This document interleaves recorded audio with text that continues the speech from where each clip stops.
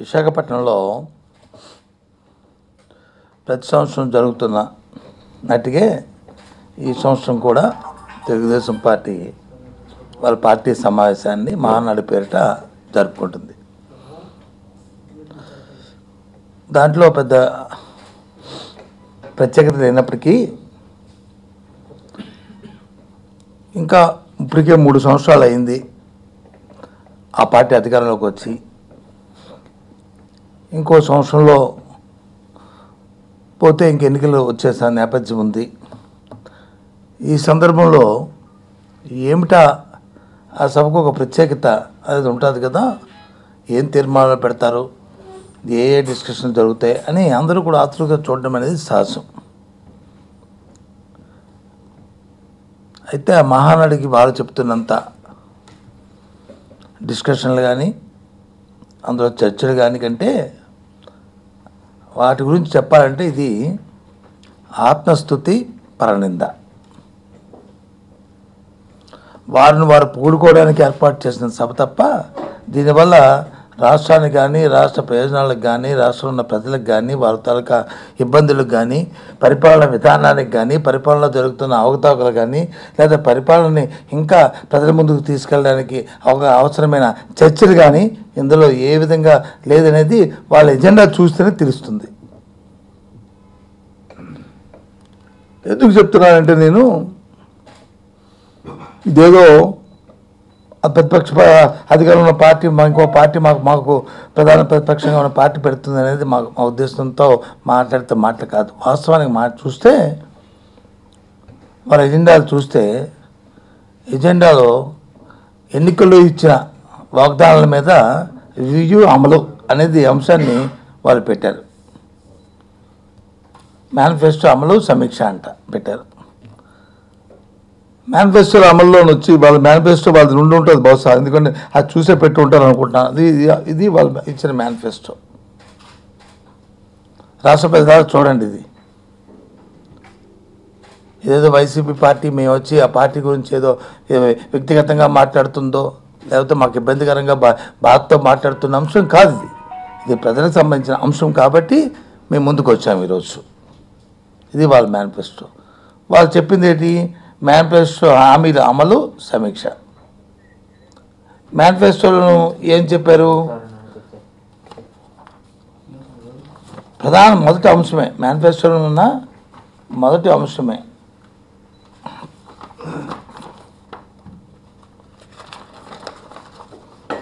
మేనిఫెస్టోలో మొదటి అంశం ఇది. 1 నుంచి సుమారు 12 అంశాలు పెట్టారు. ఇదేదో వైఎస్ఆర్సీ పార్టీయో లేదా సత్యబాబు లేదా జగన్మోహన్ రెడ్డి గారు ఇది తీసుకొచ్చి చెప్తున్న మాటలు కాదు. ఇది వారు పెట్టిన మాటల్ని మేము ముందుంచుతున్నాం. అందులో ఏమన్నారు? ఫస్ట్ ఇది వ్యవసాయ రుణమాఫీ, వ్యవసాయాన్ని లాభసాటిగా మార్చడానికి వ్యవసాయ ఆధారిత పరిశ్రమ అభివృద్ధి వ్యవసాయ రుణమాఫీ పెట్టారు. పంట నష్ట నివారణ, ప్రకృతి వైపరీత్యాలకి ఇన్సూరెన్సు,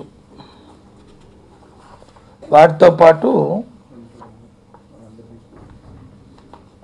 ధరల స్థిరీకరణ కోసం 1,000 కోట్ల రూపాయలు 5,000 కోట్ల రూపాయలతో ధరల స్థిరీకరణ. ఇవి వాళ్ళు పెట్టిన అంశాలు. దయచేసి రాష్ట్ర ప్రజానీకాన్ని రైతాంగాన్ని అందరినీ కూడా కోరుతున్నాను, ఈ 3 సంవత్సరాల్లో వీరు పెట్టిన అంశాల్లో ఏ అంశం నెరవేర్చారని చెప్పి అడుగుతున్నా. తెలుగుదేశం పెద్దలు అడుగుతున్నాను, ప్రధానికాన్ని కూడా ఒక్కసారి రైతాంగాన్ని కూడా ఒక్కసారి పరిశీలన చేయమని చెప్పి కోరుతున్నాను. రుణమాఫీ అన్నారు, ఆ మాఫీని వచ్చి మేమంతా కాదన్నారు. తర్వాత వచ్చి దాని మీద ఒక కమిటీ అన్నారు, ఆ కమిటీ వచ్చి చేసింది. ఆ తర్వాత వచ్చి 50,000 అన్నారు, 1,00,000 అన్నారు, 1,50,000 అన్నారు. ఇవాటికి వచ్చి 25,000 కోట్లు రుణమాఫీ చేస్తామన్నారు. కానీ వాస్తవంగా బడ్జెట్ నుంచి ఇచ్చింది 12,000 11,000 పైచులకు మాత్రమే తప్ప ₹1 కూడా బడ్జెట్ నుంచి ఎక్కువ ఇచ్చిన పాపన పోలేదు. ఇది వాస్తవం. ఇంతకుముందు వడ్డీ లేని రుణాన్ని ఇచ్చేవారు. ఇప్పుడు అది కూడా రైతులకు అందే కష్టమైన పరిస్థితుల్లో ఇవాళ రాష్ట్రంలో ఉన్న రైతాంగం ఉన్నదనేది ఇది వాస్తవం. దీని మీద చర్చించండి దయచేసి. దీని మీద చర్చ లేదు, అయిపోయింది. ధరల స్థిరీకరణ అన్నారు, స్థిరీకరణ కోసం 5,000 కోట్ల రూపాయలు నిధి అన్నారు. ఒక్క పంటకైతే సరే గిట్టుబాటు వస్తుందా ఈ రాష్ట్రంలో అనేది ఒకసారి ఆత్మపరిశీలన చేసుకోమని చెప్పి చంద్రబాబు నాయుడు గారిని, ఆ కార్యకర్త వాళ్ళ తాలూకా నాయకుల్ని, కార్యకర్తలు అందరినీ కోరుతున్నాం. రైతులు అందరూ ఇబ్బంది పడుతున్నారో ఇవాళ రాష్ట్రంలో ఉన్న ప్రధాని అందరికీ తెలుసు. ఇవాళ దాని మీద డిస్కషన్ అయిపోయిందంట, సమీక్ష నన్ను అయిపోయి అన్ని హామీలు అమలు అయిపోయి, అది ఆఖరి వాక్యం. ఏ అమలు అయ్యేవండి? ఇది అమలు అయిందా? ఇకపోతే రెండో అంశం డ్వాక్రా రుణమాఫీ. ఐకేపీలో ఉన్న ఎవరైతే ఉన్నారో మహిళల కోసం మహిళలకు ఇచ్చిన డ్వాక్రా రుణమాఫీ అయ్యిందమ్మా. ఆలోచన చేయండి, రాష్ట్రంలో ఉన్న మహిళా సోదరుమణులు అందరూ కూడా రుణమాఫీ చేశామని చెప్తున్నారు. ఎంతవరకు రుణమాఫీ అయింది ఆలోచన చేస్తే లే, ఎక్కడ వేసిన కొంగలు అక్కడే ఉంది. ఒక్కో సొసైటీకి 1,00,000 రూపాయలు అన్నారు, అది వచ్చి విడతలు అన్నారు. ఆ 10,000 రూపాయలు కూడా లేకుండా విడతలని చెప్పి ఈరోజు వరకు జరుగుతున్న నేపథ్యం అది. ఇది ఒక మాసం, ఇది వచ్చి అయిపోయిందని చెప్పారు. పేదలకు వచ్చి 1,50,000 రూపాయలతో ఇల్లు అన్నారు, ప్రతి గ్రామానికి తార్ రోడ్ అన్నారు. పెట్టిన 12 అంశాల్లో ప్రధానమైన అంశాలు ఇవి. ఏ విధంగా పేదలకు వచ్చి 1,50,000 ఇల్లు అని చెప్పి ఈ 3 సంవత్సరాలు అయింది.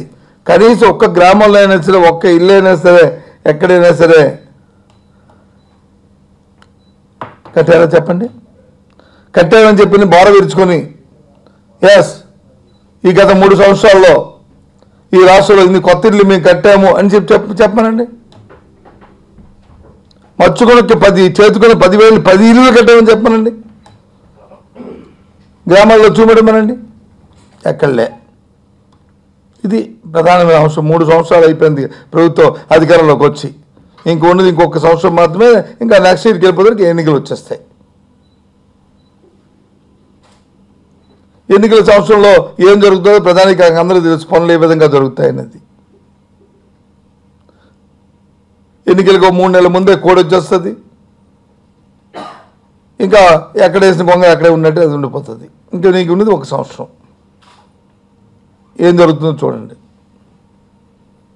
మరి ఈ రకంగా ఇళ్ళ గురించి చెప్పిన అబద్ధాలు ఇప్పుడు ఇవన్నీ ఒక ఎత్తు. అసలు తెలుగుదేశం పార్టీ వ్యవస్థాపకుడు నందమూరి తారక రామారావు గారు స్వర్గీయ, ఆయన పేరు మీద పథకం పెట్టారు, ఎన్టీఆర్ సుజల పథకం అని. 2 రూపాయలకి 20 లీటర్లు ఇస్తామని చెప్పని హఠాత్తుగా మరో సంతకం అని చెప్పి సంతకం పెట్టారు. ఏమైంది? ఇది ఎక్కడుంది? ఏ రకంగా అది అమలు జరుగుతుంది? అది ఎక్కడైనా జరుగుతుందా? లే. ఇది ఒక అంశం. బీసీలకు వచ్చి బడ్జెట్లో వచ్చి కేటాయింపు సుమారు 10,000 కోట్ల రూపాయలు. ఎక్కడ కడుచూపు మేరలు ఎక్కడైనా వాస్తవంగా ఎక్కడైనా ఉందా? ఎక్కడైనా చూపెట్టారా? ఎందుకు మోసం చేస్తారు? ఎల్లవేళలా మోసపోవడమేనా ఆ సామాజిక వర్గాలు? ఇది న్యాయమా? నీ ధర్మం ఆలోచించండి. ఆఖరగా అవినీతి రహిత పరిపాలన, ఇది ఒక పెద్ద, ఇదేదో అనకూడని మాట అనే మాట దయచేసి పచ్చి ఒక బూతు. అవినీతి రహిత పరిపాలన ఎందుకు చెప్తున్నానంటే ఎక్కడ చూసుకున్నా సరే అవినీతే. నిన్నగాక మొన్న ఇది ఈనాడులో రాసింది. ఇదేమో పోనేదో ఒక ప్రభుత్వానికి ప్రతిపక్షానికి ఒత్తాసు పలుకుతున్న సాక్షి పేపర్ రాసిందేం కాదు. ప్రభుత్వానికి ఒక గజెట్లాగా ఉంటున్న ఈనాడు పేపర్లో వచ్చిందే. ఇది జనం జాగాపై కబ్జా పంజా 20,000 కోట్లు. ఎవరు? ఆ జిల్లాలో ఉన్న పెద్దలు. ఇది ఒక ఐటెం. ఇలాంటిది మొత్తం విశాఖపట్నాన్ని ఆపరించేశారు. 1,00,000 కోట్ల రూపాయలకు సంబంధించిన భూముల్ని ఈ మధ్యలో వచ్చాయి వాళ్ళ మీద ఆరోపణలు వచ్చాయి, కొన్ని వచ్చి వాటిని వచ్చి ఆపారు, కొంత అధికారులను సస్పెండ్ చేశారు. కానీ నాయకుల మీద మాత్రం ఏ చర్య లేదు. ఇది నాయకులు. సాక్షాత్తు దీంట్లో ముఖ్యమంత్రి గారితో పాటు వారి కుటుంబ సభ్యులకు కూడా ఏదో భాగస్వామ్యం ఉందని ఆరోపణలు వచ్చాయి. జిల్లాకు సంబంధించిన మంత్రులు నాయకులే కాదు, ఇప్పుడు ఎక్కడైతే ఏ ప్రాంతంలో అయితే మహానాడు జరుగుతుందో ఆ మహానాడు సంబంధించిన ప్రాంతంలోనే, విశాఖపట్నంలోనే ఇలాంటి కుంభకోణాలు, అవినీతి రహిత పరిపాలన.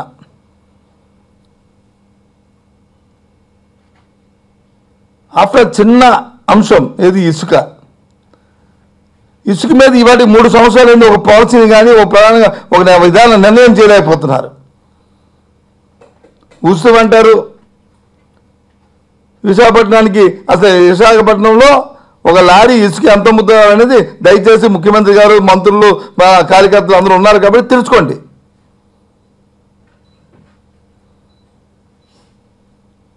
మినిమం 25,000 రూపాయలు కానీ కట్టకపోతే 25,000 రూపాయల నుంచి 30,000 రూపాయలు లేకపోతే లారీ ఇసుక దొరకట్లేని పరిస్థితి విశాఖపట్నంలో ఉంది. ఎందుకు అయింది? అది మరి ఉచితంగా ఇస్తే కారణం ఏంటి? ఎక్కడైనా ఇది ఒక ఆ పార్టీ పెద్దలకి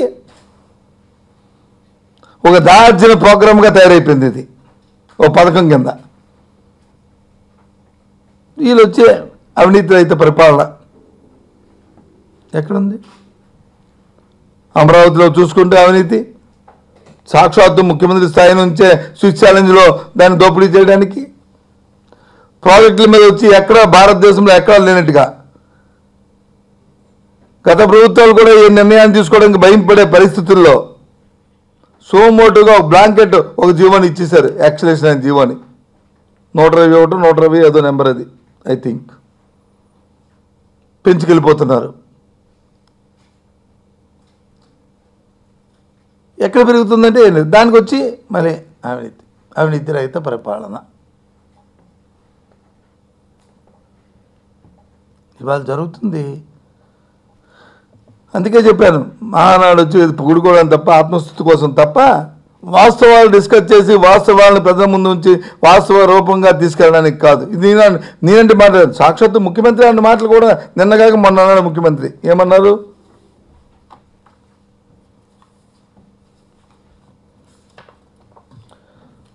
నిన్న ఏదో కలెక్టర్స్ కాన్ఫరెన్స్ జరుగుతూ పరిపాలన ఏ విధంగా ఉందో చెప్తున్నాను. మా ఊర్లో డాక్టర్లు లేరని చెప్పాడు ముఖ్యమంత్రి. నా చేత ప్రారంభం చేసిన హాస్పిటల్లో డాక్టర్లు లేరన్నారు. అంటే నువ్వు అసలు చంద్రబాబు అంతకుముందు అన్నాడు నా పొలంలోనే అరశాతం దాస్తున్నాను అన్నారు. అంటే ఏమైపోయింది మీ పరిపాలన, మీ గవర్నెన్సీ? ఈ రాష్ట్రాన్ని ముఖ్యమంత్రి తెలుగుదేశం పార్టీ ప్రభుత్వమా, లేదు ఈ రాష్ట్రంలో చంద్రబాబు నాయుడు ఆధ్వర్యంలో ఉన్న రాష్ట్ర ప్రభుత్వమా, లేదు ఇంకెవరో చేస్తున్నారా? నీ ఊర్లోనే డాక్టర్లు లేరు, నీ ఊర్లోనే జనం చచ్చిపోతున్నారు అనుకున్నప్పుడు నీ పరిపాలన విధానం ఏ విధంగా ఉందని అర్థమవుతుంది. ఎవరి మీదో నెపాన్ని తోయడానికి ప్రయత్నం చేయడం కాదు. అసలు ఎక్కడుంది పరిపాలన? పరిపాలన స్తంభించిపోయింది. ఎక్కడ ఆరోగ్యం అటకెక్కిపోయింది. ఆరోగ్యశ్రీ అనేది ఎక్కడ కనిపించట్లే స్కీమ్. 108 అంబులెన్స్లు వచ్చి ఆయిల్ లేక ఎక్కడెక్కడ ఆగిపోయినాయి. ఇది వాస్తవం కాదా? ఇది అబద్ధమా? ఇది నిజం కాదా? దయచేసి రాష్ట్ర ప్రధానికి అందరూ ఆలోచన చేయండి. ఈ 3 సంవత్సరాల పరిపాలనలో ఎంత ఇబ్బందులు పడుతున్నా అనేది. ఓ పక్క రైతుకి గిట్టుబాటు ధర లేదు, ఓ పక్క రైతుకి ఇస్తాను రుణమాఫీ లేదు, ఓ పక్క విద్యార్థులకు వచ్చి వృత్తి కల్పిస్తానని చెప్పారు మీ మేనిఫెస్టోలో 12 అంశాల్లో. వృత్తి లేదు, ఇంటికో ఉద్యోగం లేదు, ఉపాధి లేదు, వృత్తి లేదు. అన్ని మేనిఫెస్టోలో అన్ని ఆ సమీక్ష అమలు జరిపే అని ఒక తీర్మానం. ఇది ఇకపోతే శాంతి భద్రతలు చూస్తే ఎప్పుడో మనం వింటుండేవాళ్ళం. బీహార్లోని వచ్చి అసలు పరిపాలన ఉండదు. రైల్వే స్టేషన్ కానీ ఎయిర్పోర్ట్ కానీ బస్ స్టాండ్లో దిగిన తర్వాత మన డెస్టినేషన్కి వెళ్ళాలంటే మనం వెళ్తున్న ప్రాంతానికి వెళ్తే మన చేతిలో ఉన్న పెట్టి మన దగ్గర ఉంటుందో ఉండదో, మన చేతిలో ఉన్న వాచి మనకు ఉంటుందో ఉండదో, మన పక్కన వచ్చి మనతో మన తాలూకా కుటుంబ సభ్యులు వస్తే వాళ్ళు సక్రమంగా ఇంటికి తీసుకెళ్ళలేమో, మధ్యలో ఏ ఒప్పందం జరుగుతుంది, ఏ దుండగులు ఏ మాఫియా వచ్చి మనల్ని ఆ అటాక్ పరుస్తుందో అనే పరిస్థితులు ఉన్నాయి. ఇవాళ రాష్ట్రంలో అదే పరిస్థితులు ఇవాళ ఆంధ్ర రాష్ట్రం అంతటా ఉన్నాయి. ఒక ప్రాంతమని కాదు. నడి రోడ్డు మీద వచ్చి మటర్లు అసలు సాక్షాత్తు కానిస్టేబుల్ దగ్గర నుంచి చూసుకుంటే కానిస్టేబుల్ చొక్కా పుచ్చుకుంటున్నారు, కానిస్టేబుల్ అయితే కొడుతున్నారు, సబ్ ఇన్స్పెక్టర్లు అయితే కిందన కూర్చోబెడుతున్నారు, డిఎస్పీని చొక్కాలు పుచ్చుకుంటున్నారు, ఇంకా ఐజీలను అయితే నిర్బంధం చేస్తున్నారు. కేడర్ని ఐజీ కేడర్లో ఉన్న ఆఫీసర్లను అయితే నాకు తెలిసి ఓ డీజీపీ గారికే ఇంకా ఆ మాత్రం గౌరవం ఇస్తున్నట్టుగా ఉంది. ఇంకా ఆయన చొక్కానే పుచ్చుకోలే.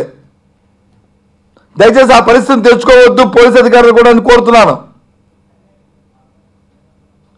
అటువంటి పరిస్థితులు ఇవాళ రాష్ట్రంలో ఉన్నాయి. ఇది వాస్తవం కాదా? ఇప్పుడు ఇలాంటి పరిస్థితులు రాష్ట్రంలో ప్రభుత్వాల్లో గత ప్రభుత్వాలు ఎప్పుడైనా జరిగాయా? నువ్వు అంతకుముందు పరిపాలించిన పరిపాలనలో కూడా జరిగాయా? మేము జరగలేదు ఒప్పుకుంటున్నాం. జరగలేదు కదా, ఇప్పుడు ఎందుకు జరుగుతున్నాయి? కారణం ఏంటి? పరిపాలన గాలికి వదిలేశారు. రాష్ట్రంలో పరిపాలన లేదు. ఉందా? లేదు. ఇదేదో మేము చెప్తున్న మాట కాదు. ఇది మేము చెప్పాము కాబట్టి ప్రత్యక్షంగా మాట్లాడుతున్నాం అనేది కాదు. మీ మిత్రపక్షం 3 రోజుల కిందట జాతీయ అధ్యక్షులు విజయవాడ వచ్చినప్పుడు ఆయన ప్రసంగిస్తున్న సభలో నీ మిత్రపక్ష కార్యకర్తలు, భారతీయ జనతా పార్టీ కార్యకర్తలు చెప్పిన మాట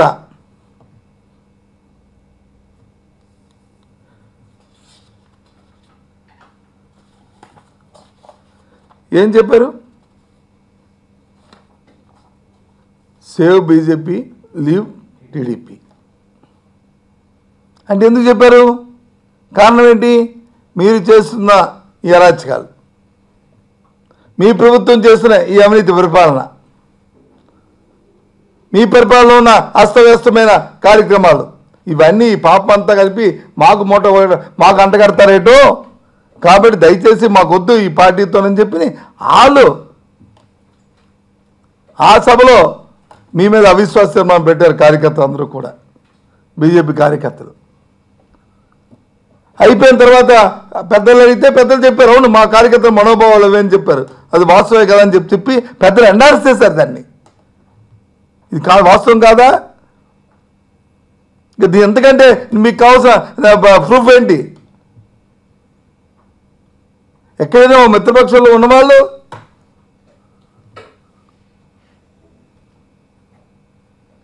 మిత్రపక్షంగా ఉన్నవాళ్ళు వచ్చి ఆ పార్టీని పొగుడతారు తప్ప మా పార్టీ ఇలా ఉందని. ఆ జాతీయ పార్టీ అధ్యక్షుడు నోటి వెంట మీ పార్టీ గురించి మా మిత్రపక్షాన్ని ఇంత బేస్గా ఉందని ఎక్కడ ఓ మాట విన్నామా మనం? కార్యకర్తలు చూస్తుంది, నాయకులు చూస్తుంది. ఇది మేము చెప్తుంది కాదు. రాష్ట్ర ప్రధానికి అంతా కళ్ళగద్దినట్లు 3 రోజుల కింద చూశారు. ఈ విషయాన్ని అంతటిని కూడా మీ మీద పెట్టిన అవిశ్వాసాన్ని. ఈరోజు వచ్చి ఇప్పటికైనా సరే ఇంకా 3 రోజులు, ఇవాళ రేపు ఎల్లుండి 3 రోజులు సభ ఉంది కాబట్టి ఒకసారి ఆత్మపరిశీలన చేసుకోండి. మాట ఇచ్చాము ప్రజలకి, ఎన్నికలలో చెప్పిన మాటలు నెరవేర్చాల్సిన బాధ్యత మాకుంది. రాజకీయ పార్టీగా మా తాలూకు బాధ్యత అది. రాజకీయాల్లో ప్రజల్లో విలువలు పెరగాలంటే ఇచ్చిన మాట నిలబెట్టుకోవాలి, పలచన అయిపోకూడదు ప్రజల ముందు.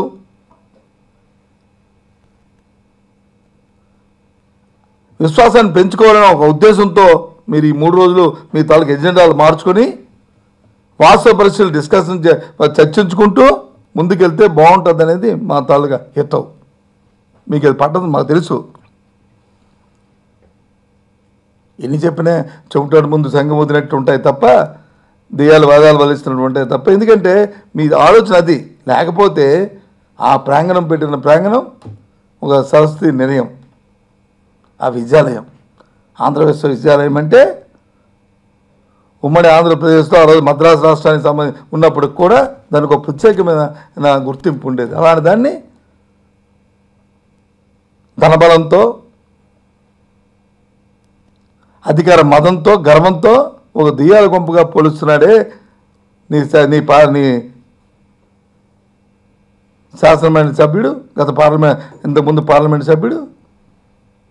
కనీసం అందరూ అంటే దాన్ని విత్డ్రా చేసుకున్నాను, నేను తప్పుగా అన్నాను, లేకపోతే నా ఉద్దేశం అది కాదు అనే పరిస్థితి కూడా లేదే.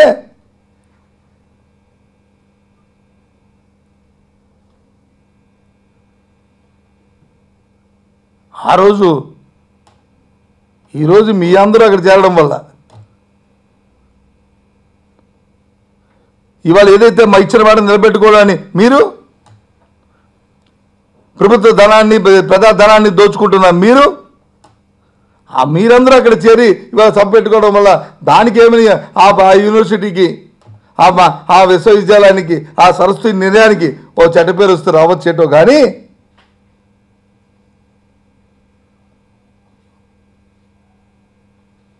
ఇవాళ వస్తే వస్తుంది చెడ్డ పేరు. ఇంతకుముందు మాత్రం అది మహా నిర్ణయం విద్యాలయం.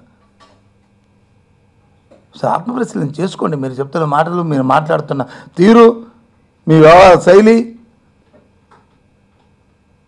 అధికారం వచ్చి శాశ్వతం కాదు. ఒకసారి ఓటేస్తే 5 సంవత్సరాలు మాత్రమే మీ అధికారం.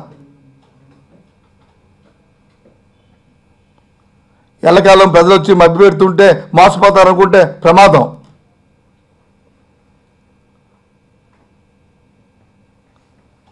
పూర్తిగా ఈ జరుగుతున్న మహానాడిది, ఇది ఆత్మస్థుతి కోసం, పరిణంద కోసం పెట్టిన సభ తప్ప ఇది రాష్ట్ర ప్రజలకు కానీ, రాష్ట్రంలో ఉన్న ప్రధానికానికి కానీ, రాష్ట్ర భవిష్యత్తుకి కానీ, రాష్ట్రం కానీ సంబంధించిన విషయానికి కానీ ఇది ఇది ఏమీ కూడా దోహదపడదు అనేది మా తాలూకు ఉద్దేశం. దీన్ని ఈ ప్రధానికానికి తెలియజేస్తాం. ఎందుకంటే నేను జాతీయ పార్టీ అధ్యక్షుడు వస్తే కనీసం రాష్ట్రానికి సంబంధించిన ప్రత్యేక హోదా మీద విషయం చర్చించావు. కనీసం ఈ రకంగా రాష్ట్రంలో ఇబ్బంది ఉందండి, ఒకసారి ఆలోచన చేయండి, పరిశీలన చేయండి అని చెప్పాల్సిన బాధ్యత ఉంది కదా. అది చెప్పావా?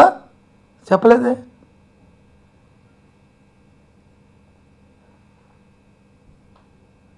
మరి ఒత్తిడి తీసుకురావాలిగా, ఒత్తిడి తీసుకురాలేదే. మరి ఆయన చెప్పారు 1,75,000 కోట్ల రూపాయలు ఈ రాష్ట్రానికి ఇచ్చామని చెప్పని. 1,10,000 కోట్లు ఈ 3 సంవత్సరాల్లో నువ్వు అప్పులు తెచ్చిన విషయం వాస్తవంగా అందరికీ తెలుసు. అది కాక రాష్ట్ర రెవెన్యూ కనీసం ఎటు చూసుకున్న 2 లక్షల కోట్ల రూపాయలు. ఏం చేశావు ఈ డబ్బుని? ఏమైందా 1,75,000 కోట్ల రూపాయలు దేనికి నువ్వు ఖర్చు చేసావు?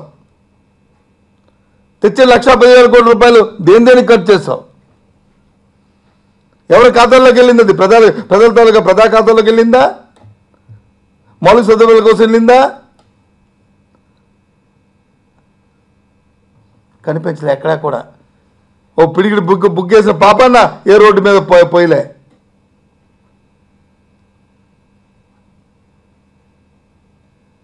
వ్యవస్థ సమాజంలో ఉన్న ఏ ఒక్క వ్యవస్థ కూడా అభివృద్ధి చెందలే. అభివృద్ధి చెందింది ఏది? నీ లెక్కల కోసం చేపల సినిమాలో చెప్పినట్టు చేపల చెరువులు మాత్రం అభివృద్ధి చెందింది చెప్తున్నావు. ఎక్కడ ఉందో అభివృద్ధి అంటే చేపల చెరువులు అభివృద్ధి ఉందని చెప్తున్నావు. కాకి లెక్కలు చెప్పి కాలంక పాపం గడుపుతున్నావు. 1,15,000 కోట్ల అప్పు, 1,75,000 కోట్లు కేంద్రం ఇచ్చిందని చెప్తున్నారు. ఇది వాస్తవమా అవాస్తవమా చెప్పండి, మహానాడులో చెప్పండి ఓపెన్గా. దాని మీద ప్రజలకు వచ్చి ఒక వైట్ పేపర్ రిలీజ్ చేయండి. ఎందుకు చేయరు? ఏం మీకు కూర్చుని ఇబ్బంది? అంతకంటే మరి ఇంకా ఫారం ఏం కావాలి?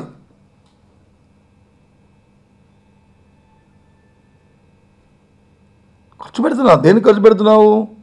ఈ భారతదేశంలో ఏ ముఖ్యమంత్రి కూడా విజయవాడలో నీకు ప్రభుత్వం తాలూకు అద్దె గృహం ఉంటుంది, హైదరాబాద్లో ప్రభుత్వం తాలూకు అద్దె గృహం ఉంటుంది. అది కాకుండా ఒక సొంత ఇల్లు వచ్చి నువ్వు కట్టుకుని ఇంటికి వచ్చి 100 మంది పోలీసులు కాపలా ఉంటారు. వివిధ కేటగిరీలో ఉన్న అధికారులందరూ కూడా దాని చుట్టూ ఫెన్సింగ్ వచ్చి ప్రభుత్వ డబ్బుతో వేయిస్తారు. దానికి కావాల్సిన ఇన్ఫ్రాస్ట్రక్చర్ అంతా ప్రభుత్వ డబ్బుతో వేయిస్తారు. ఇవన్నీ కాకుండా మళ్ళీ హైయత్ హోటల్లో సూట్లు పెట్టి అపార్ట్మెంట్ పెట్టి దానికి దానికి వచ్చి ₹1,00,00,000 వచ్చి అద్దె చెల్లిస్తారు. ఇది ప్రసాదం అనుకుంటున్నారు, ఏంటని అనుకుంటున్నారు? వైజాగ్ నుంచి విజయవాడ నుంచి హైదరాబాద్ రావాలన్నా విజయవాడ నుంచి వైజాగ్ వెళ్ళాలంటే చార్టర్ ఫ్లైట్ అంటే కొన్ని రాష్ట్రంలో పర్యటిస్తున్నారు అన్నాను. హైదరాబాద్ రావడానికి చార్టర్ ఫ్లైట్ నేను ఎప్పుడు చూడలే. ఢిల్లీకి వెళ్ళడానికి కూడా చార్టర్ ఫ్లైట్. గత ముఖ్యమంత్రి ఎవరైనా సరే ఢిల్లీకి వెళ్ళడానికి చార్టర్ ఫ్లైట్లు వెళ్ళి ముఖ్యమంత్రి చెప్పనండి.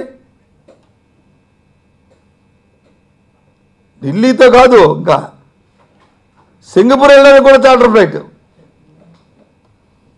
ఎవరైనా గత ముఖ్యమంత్రులు ఎవరైనా వెళ్ళారండి? ఇదంతా ప్రజాధనం కాదా? ఈ డబ్బు దుర్వినియోగం కాదా? ఈ విధమైన దోబరాతో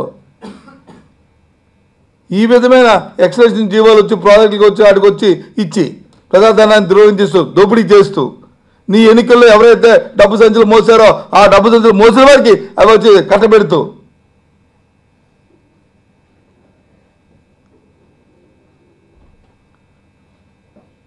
ఒక పక్క వచ్చి ఎక్కడైతే ప్రభుత్వ భూములు కానీ ఉంటే అవన్నీ కూడా కబ్జాలు చేస్తూ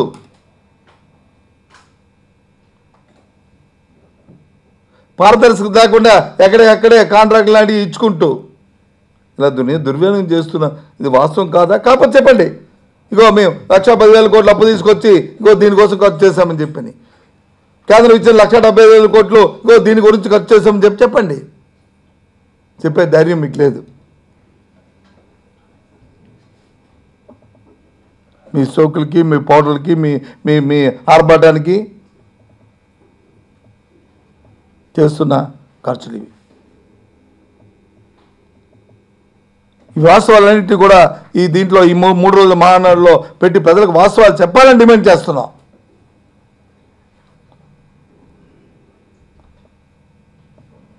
మీ మిత్రపక్షం అడుగుతుంది మీకంటే దురదృష్టం.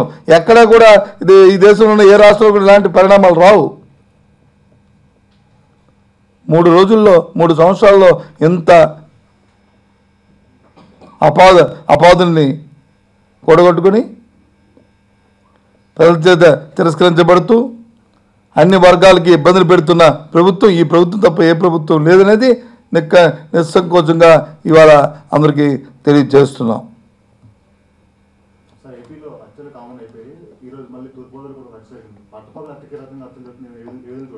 చెప్తున్నా కదా, పూర్తిగా ప్రభుత్వం వైఫల్యం చెందింది. లా అండ్ ఆర్డర్ లేదు, శాంతి భద్రతలు లేవు. ఇందాక చెప్పాను కానీ ఒక్క డీజీపీ అధికారిని తప్ప ఏ అధికారికి రక్షణ ఉందండి ఇది రాష్ట్రంలో? ఇంకా ఒక్కటే మనకు కంటికి కనిపించింది. ఎక్కడైనా మనం చూసామండి? ఎస్ఐని వచ్చి సబ్ ఇన్స్పెక్టర్ని స్టేషన్ ఆఫీస్ని తీసుకొచ్చి కింద కూర్చోబెట్టి ఆయన వచ్చి నిర్బంధిస్తే సీఎం సస్పెండ్ చేసేది గవర్నమెంట్.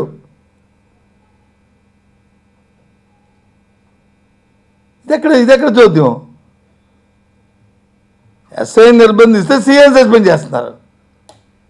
ఆ చేసిన ఎమ్మెల్యేని తిరిగి పైపెచ్చు బ్లాక్మెయిల్ చేయడం పెడుతున్నారు.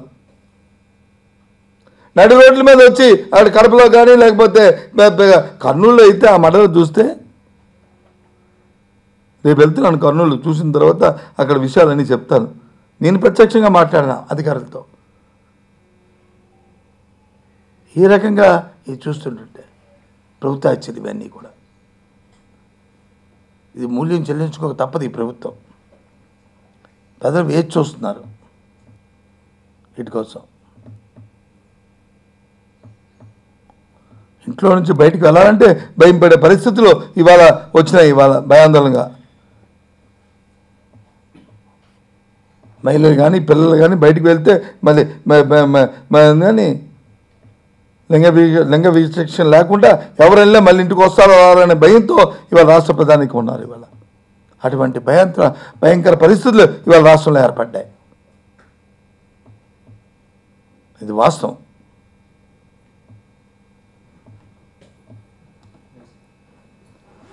ఓకేనా? Thank you. అసలు ఇంతకీ అన్నీ చూస్తుంటే ఇంకో పెద్ద జోక్ ఏంటంటే నేను ఇవాళ మహానాడులో వైఎస్ఆర్సీపీ ఎమ్మెల్యేలు ఉన్నారు. అందరూ ఆ పార్టీ నుంచి గెలిచిన వాళ్ళు మంత్రులు వచ్చి పైన కూర్చున్నారు. వైఎస్ఆర్సీపీ పార్టీ మంత్రులు అంటే దాన్ని బట్టి ఆ పార్టీ తాలూకా ఇవాళ మహానాడికి అంత క్లారిటీ ఉందనేది అది తెలుస్తుంది. అది ఎన్టీ రామారావు మహానాడు. ఎన్టీ రామారావు మహానాడు దూరుకుంటాడండి అంటే ఎంత డొల్లతనం ఉందో ఆ పార్టీలోనూ, ఎంత బేజారు ఉందో, ఎంత అబద్ధత ఉందో అనేది దీన్ని బట్టి మనకు అర్థమవుతుంది. ఓకే.